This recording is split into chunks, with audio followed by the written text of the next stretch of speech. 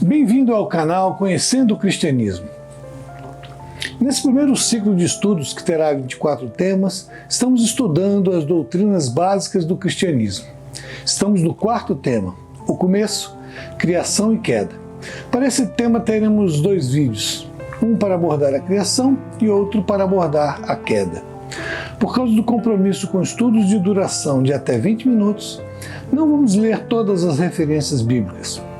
Como você já sabe, dê um pause, leia, confira e retorne. Se você gostar dos nossos estudos reduzidos, deixe o seu like, inscreva-se no canal e compartilhe para abençoar outras pessoas. Eu sou William Pereira, apenas um cristão.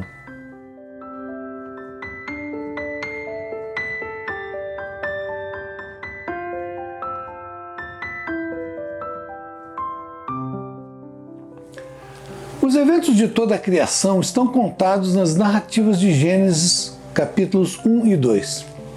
Lá você encontra a ordem da criação e pode perceber que é uma sequência básica compreensível e de fácil memorização. A criação foi algo tremendamente poderoso e espetacular, e o cosmos, que era um caos, começa a ser organizado pela palavra de Deus, e os espaços vitais começam a ser criados de forma a culminar com a criação mais relevante de Deus, o ser humano. Eu não vou detalhar esses eventos aqui, já que você pode ler na sua Bíblia, pois queremos estudar a criação a partir de uma perspectiva diferente, qual seja a dos propósitos de Deus para a criação, e não propriamente a criação em si. Tudo na criação é espetacular, e ele é tão abrangente que a própria palavra de Deus nos diz que o reconhecimento da existência e da majestade de Deus é provado na criação das coisas criadas do nada, de modo que os homens não terão desculpas diante de Deus por não aceitarem, como dito em Romanos 1, 19 a 20. Leia essa passagem.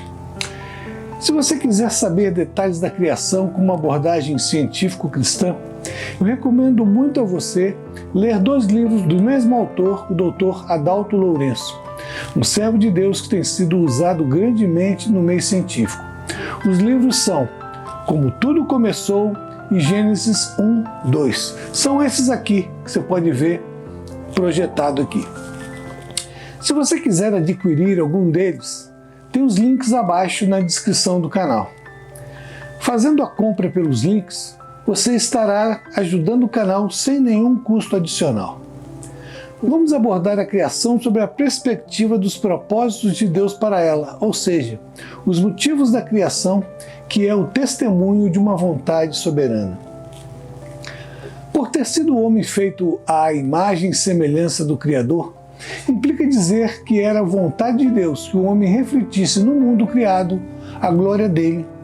E esse era o propósito de Deus para a vida do ser humano. A partir da criação, e para cumprir os seus propósitos, Deus estabeleceu 3 mandatos teológicos para a vida do ser humano, chamados mandatos criacionais, que são 3 tipos de relacionamento ou propósitos para que o homem refletisse a vontade e a glória do Criador e se relacionasse com ele. O homem foi criado à imagem e semelhança de Deus, não só para refletir a sua glória, mas também para ter um relacionamento íntimo com ele. E desde o início, o relacionamento entre Deus e o homem tem sido definido por promessas, ordenanças e requisitos específicos. Esse relacionamento é estabelecido através de uma aliança, isto é, o homem, ao ser criado, tinha responsabilidades a serem cumpridas e privilégios a serem desfrutados. Essa aliança estabelecida entre Deus e o homem, e que é válida ainda hoje, compreende todas as áreas da vida humana e que fariam com que o sentido da vida humana fosse completo. A esses mandatos, ou tipos de relacionamentos, foram dados a partir de estudos teológicos, os nomes de mandato social, mandato cultural e mandato espiritual. Vejamos o primeiro mandato, o mandato cultural. Em Gênesis 1, 28, que diz: Então Deus os abençoou e lhes disse: Frutificai e multiplicai-vos, enchei a terra e sujeitai-a, dominai sobre os peixes do mar, sobre as aves do céu, sobre todos os animais que se arrastam sobre a terra. As primeiras palavras desse texto, frutificai, ou em outras versões, sede fecundos, multiplicai-vos, mostram que Deus deu a ordem para desenvolver a sociedade no mundo, ou seja, o mundo social, a partir da criação das famílias, comunidades de famílias, vilas, cidades, governos e leis. Ao se multiplicar, isso seria uma consequência natural, como de fato o foi. Saímos de 2 pessoas para 7,8 bilhões de pessoas em 2021. A ordem de Deus era para que o homem se multiplicasse, e isso geraria os primeiros núcleos humanos e familiares. As palavras seguintes dessa ordenança, enchei a terra e sujeitai-a, passava a ideia de que cabia ao homem dominar e subordinar o mundo natural, ou seja, plantar, fazer colheitas, criar animais, tudo para que as famílias, comunidades, vilas criadas pudessem subsistir no mundo e assim refletir a glória de Deus. Deus deu ao homem, o único ser criado à imagem e semelhança dele, o mandato de dominar toda a terra com responsabilidade. E com isso, os rumos que a criação tomaria seriam orientados pela ação do próprio homem, pois ele seria capaz de refletir o Criador em suas decisões. Deus, ao criar o ser humano à imagem, o dotou de potencialidades que permitiriam que a sua atuação sobre a criação refletisse essa imagem. Esse fato também é importante, pois demonstra que os humanos não são governantes supremos livres para fazer o que desejarem. Seu domínio é uma autoridade delegada. Eles são apenas representantes do governo supremo do Criador. Mas por que essa passagem em foco é chamada de o mandato cultural? Simplesmente porque nos fala que o propósito original da criação do homem era criar culturas e construir civilizações e povoar toda a terra a partir do domínio das coisas criadas. Deus não queria que a vida humana estivesse restrita a 2 pessoas, e sim que a sua descendência humana ocupasse a terra. Quando estudamos esse mandato, ainda que está vigente, podemos aprender que o homem é chamado para separar e colocar cada esfera da sua vida, sua educação, seus recursos, suas habilidades e capacidades na mão de Cristo. E isso é santificação. O cumprimento do mandato cultural para os crentes envolve fé, compromisso e ação. Deus nos deu esse mandato para dominar as mais diversas áreas do conhecimento humano, que Ele mesmo revelou aos homens, para usarmos isso para resgatar as diversas culturas que se formaram pelo mundo, para que o nome dele seja glorificado. Esse mandato envolve trabalho, comércio, música, artes, recreação, tecnologia, política ou qualquer área da vida humana. A música é algo muito bom, mas certas letras de músicas estão sendo usadas para divulgar a perversão moral. A arte é uma manifestação do espírito humano, mas muitos livros, filmes, apresentações teatrais estão a divulgar e a transmitir cosmovisões satânicas, e muitas com o intuito de promover a decadência moral. A ciência é uma vocação e revelação de Deus, mas pode ser usada para arruinar a crença em um Criador, como a evolução em total oposição ao criacionismo. A sexualidade era a ideia primordial e bênção de Deus, mas vem sendo distorcida e retorcida para servir a propósitos egoístas e hedonistas, onde a imoralidade sexual, com manifestações de tipos moralmente absurdos e abusivos, já vem sendo defendidos por muitos. E o Estado? Esse foi ordenado por Deus para estabelecer justiça, mas em muitas nações a justiça é totalmente deturpada para atender a fins tirânicos e injustos. O trabalho é um chamado de Deus, mas a cultura empresarial mundo afora é muitas vezes desmedida, injusta e workaholic, onde o que importa é passar por cima dos que estão à sua frente, sem falar nos aceites contínuos de corrupção, onde roubar é visto como o certo a se fazer. Parece que o mundo já se esqueceu há muito tempo dos objetivos do mandato cultural que deveria glorificar a Deus. Cada indivíduo tem a responsabilidade de imprimir uma direção à realidade com os recursos que tem diante de si e de acordo com a sua vocação ou necessidade. Na perspectiva da fé cristã, o desafio para o cristão consiste em trabalhar na restauração de toda a criação de Deus, uma vez que esta, toda ela, sofre as consequências da queda. O segundo mandato é o mandato social, que está fundamentado em Gênesis 2, 21 a 24. Então o Senhor Deus fez cair pesado sono sobre o homem e este adormeceu. Tirou uma das suas costelas e fechou e colocou carne no lugar. E a costela que o Senhor Deus tomara do homem, transformou-a numa mulher e lhe a trouxe. E disse o homem: esta, afinal, é osso dos meus ossos e carne da minha carne. Chamar-se-á varoa, porquanto do varão foi tomada. Por isso, deixa o homem pai e mãe e se une à sua mulher, tornando-se os dois uma só carne. Vamos aqui estudar a estrutura familiar estabelecida. A família é criada e recebe uma ordem de modo a se desapegar dos laços originais e unir-se a outra pessoa que também se desapega do lar inicial. É claramente a figura do casamento entre um homem e uma mulher. Sabemos que tanto o homem como a mulher têm seus costumes, manias, tradições, conceitos e valores que receberam dos seus pais. Mas em determinado momento deixam o conforto desse lar para criar o seu com outra pessoa que faz a mesma renúncia. Já falamos no mandato cultural da ordem de multiplicar, e isso é feito segundo os padrões de Deus, a partir da criação da família.